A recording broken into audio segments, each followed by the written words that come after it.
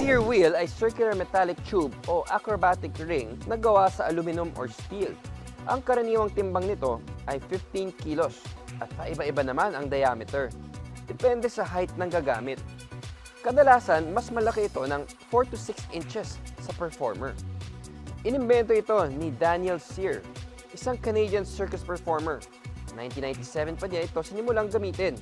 Pero sumikat ito nung manalo siya ng silver medal sa Circus Festival sa Paris noong 2003. Marami ng variations nito 1 century ago. Pero kakaiba ang version ni Daniel Sear dahil sa tatlong rason. Una, gawa ito sa aluminum, kaya magaan. Pangalawa, meron itong PVC coating, kaya mas swabe ang ikot. At pangatlo, nakakalas ito into 3 to 5 parts at nakakabit gamit ang mga tornilyo or couplings, kaya napaka-portable.